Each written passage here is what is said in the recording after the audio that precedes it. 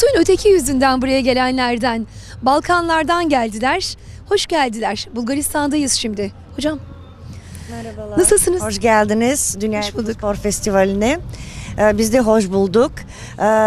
Ben Sevim Kurtuluş, Balkan Türkmenleri Etnografyası Dernek Başkanıyım. Balkan Türkmenleri derken biz şöyle başlıyoruz. Sarı Saltuk'tan başlıyoruz. Gagavuzlar, ondan sonra Kırım Türkleri, Balkanlarda yaşayan bütün Türk soylular. Bunların içinde tabii ki Deli Orman'da bazı Tacik soylularımız var.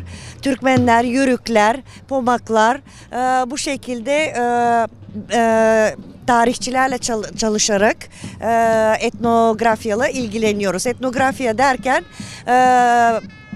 akademisyenler mesela Sayın Neval Konuk hanımefendiyle danışarak tarihi bilgiler veriyoruz. Tabii bunlar resmi bilgiler olarak veriyoruz.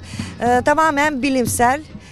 Bu şekilde tarihçilerle çalışıyoruz ve geniş çapta Balkanlarda yaşayan bütün Türkmen soyluların örf adetleri olsun, sadece örf adetler ve danslar değil, bütün geçmişteki bilim çalışmalarına ilgili ne bilgiler veriliyorsa resmi olarak da bir devlet arşivlerinden de bazı yararlanıyoruz ama şöyle fazla da yararlanamıyoruz maalesef. Devlet arşivlerinde şu anda 300 bin bilgi var sadece. 3 milyon bilgi Bulgar hükümetinde hala bir çalışmalar içindeler.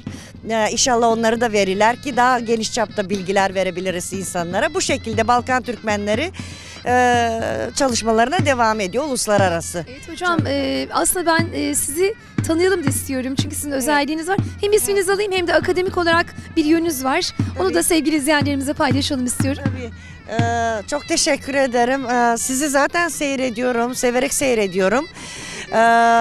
Ben Sevim Kurtuluş, Bulgaristan'da devlet sanatçısıydım.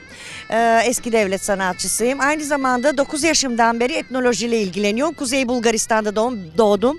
Beyalan köyünde doğdum.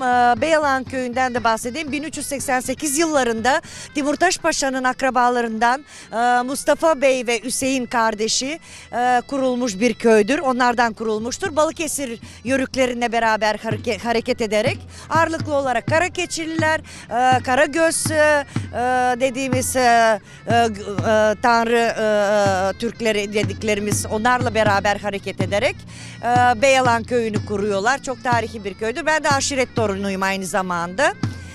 Rüveyde nenemden dolayı. Bu şekilde kısaca bir bilgi vereyim doğduğum yerden. Şu an nerede yaşıyorsunuz? Şu anda Bursa'da yaşıyoruz. Orada da devam ediyoruz tarihi çalışmalarımıza. Size çok teşekkür ederim geldiğiniz için. Ayağınıza sağlık. Ben buradan Bulgaristan'a, Balkanlarda bütün Balkan ülkelerine, bütün Türk soylulara çok selamlar gönderiyorum. Herkese sağlık diliyorum. Öncelikle sağlık. Bütün soydaşlarıma selamlar gönderiyorum.